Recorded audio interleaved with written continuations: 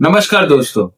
दोस्तों, आपका अपना नीरज तिवारी, उसकी सोच आप डॉक्टर बाबा साहेब आम्बेडकर के बारे में। 14 अप्रैल ये त्योहार ये त्योहार ही हुआ है एक तरफ से, जिसने हमारा संविधान बनाया। उसके लिए ये हमारे लिए ये बहुत ही स्वाभिमान की बात है। और वो एक उच्चम दर्जे के इंसान थे। आज आज भी हैं। तभी भी आज आप उनके बारे में जानने के लिए मैं आपको कुछ न कुछ उनके बारे में बताना चाहता हूं। अब देखिए, डॉक्टर बाबा साहेब आम्बेडकर आज के तारीख में संविधान के नाम पे जाने जाते हैं, जिन्होंने संविधान बनाया। अब इस संविधान का एक श्रेयांश हिस्सा है जो इन्होंने अच्छे से नारा लगाया था। और इनका मूल मंत्र एक हिसाब से बोल सकते हैं आप। इनका एक मूल मंत्र है, शिक्षित बनो, संगठित रहो और संगठित रहो और संघर्ष करो। ये इनका मूल मंत्र है। अब इसमें विस्तार में हम आते हैं। अब देखिए, शिक्षित बनो।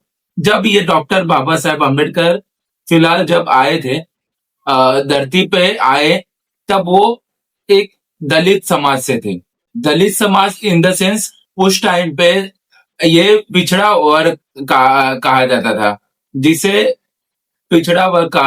जिसे बड़े लोग ये नहीं करते, मतलब रिस्पेक्ट नहीं देते थे। रिस्पेक्ट इन द सेंस, उनको छूना तक अछूत जैसा व्यवहार करते थे उनके साथ। ये जब ये बंदा आया धरती पर, उसके बाद इन्होंने 52 डिग्रियां ली। फॉरेन तक गए, फॉरेन तक जाकर उन्होंने डिग्रियां ली। और उन्होंने उस टाइम पर, आज जिस हिसाब से आप देख सकते हैं एक आदमी को स्ट्रगल करने में कितना टाइम जा रहा है।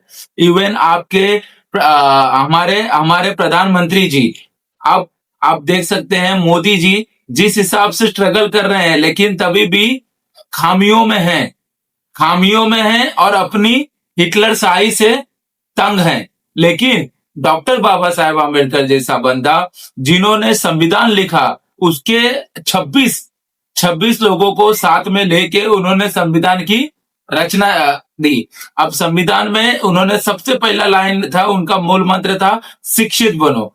क्योंकि दलित समाज को पढ़ने के लिए स्कूल में नहीं भेजा जाता था। आप देख सकते हैं, आप मेरे वीडियो में मेरे पीछे नीचे के ना पिक्चर्स में आप देख सकते हैं कि कैसे उनके साथ व्यवहार किया जा रहा था। शिक्षित बनने के लिए उनको प्रेरित किया गया। दूसरा, संगठित रहो। अब संगठित इन द सेंस आपको मैं बताना चाहता हूं। आप वीडियो में देख सकते हैं, लोकमान्य तिलक, इन्होंने गणपति पूजा की ये की थी, मतलब गणपति का करने के लिए, गणपति में कैसे हम अंग्रेजों से संगठित हो सकते थे, उसी तरह उन्होंने कहा कि दलितों को भी एक साथ इकट्ठा होना चाहिए। इकट्ठा होने से जैसे एक लाठी आप है ना आराम से तोड़ लेंगे, लेकिन 10 लाठी एक साथ आई तो आप नहीं तोड़ पाओगे। उसी प्रकार आपको भी संगठित रहना है। तीसरा है, संघर्ष करो। संघर्ष इन द सेंस, अभी ये नहीं कि आप, जैसे आज आप देख सकते हैं उनके उनके नाम पे चंदा इकट्ठा किया जाता है। उनके नाम पे हर जगह प्रोग्राम करके चंदा इकट्ठा किया जा रहा है। बहुत अच्छी बात है, आप कर रहे हो प्रोग्राम। लेकिन आप मुझे एक बात बताइए, अगर हमारे घर पे हमारे माँ बाप का कुछ हो गया, तो हम क्या चंदा इकट्ठा करके ये करते हैं कि खुद के धन से हम लोग करते हैं? खुद के धन से किया जाता है। अगर हम लोग को, अगर हमारे पास पैसा नहीं है तो भी कर्जा लेके हम करते हैं, उनको कर्जा लौटा देते हैं। लेकिन किसी से चंदा इकट्ठा करके आप करते हैं क्या?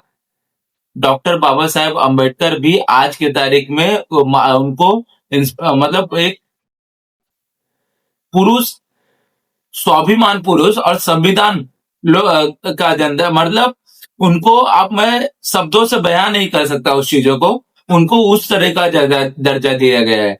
अब उसके लिए सब चंदा इकट्ठा करते हैं। उनके उसी दिन सिर्फ और सिर्फ अ, मजे करेंगे। आप ये कर रहे हैं, नाच गाना कर रहे हैं, ठीक है, बहुत अच्छी बात है, नाच गाना कर रहे हैं। लेकिन किस दलित पे अत्याचार होता है तो उसमें सपोर्ट करते हैं क्या? जो बंदे घूमने आते हैं वो सपोर्ट कर रहे हैं क्या?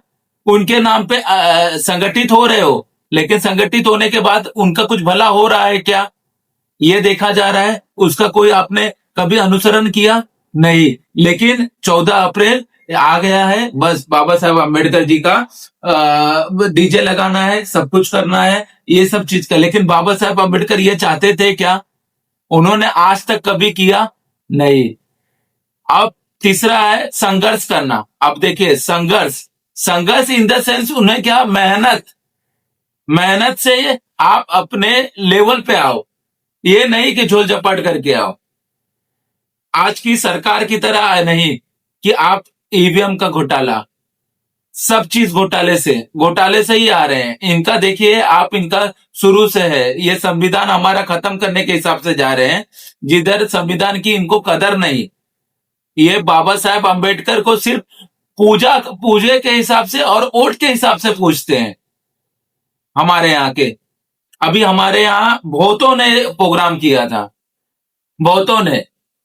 लेकिन मैं आपको एक चीज बताता हूं कि जिस प्रोग्राम में किसी दलित का मदद किया जाए, तो दलित से छोड़ के किसी, अगर इंसानियत हो और उत्तम दर्जे का सेवा भाव हो, वही प्रोग्राम जो कि जिसने किया है, उसी को बाबा साहेब अम्बेडकर का सच्चा भक्त कहा जाएगा।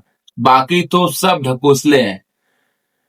आप किधर भी देखें, कुछ भी करें, लेकिन एक चीज याद रखें, ये 3 चीज बाबा साहेब अम्बेडकर ने बहुत ही स्पष्ट शब्दों में बोला है। क्या? फिर से एक बार, शिक्षित बनो, संगठित रहो, तीसरा संघर्ष करो। जय हिंद, जय महाराष्ट्र और जय भारत और जय हिंद।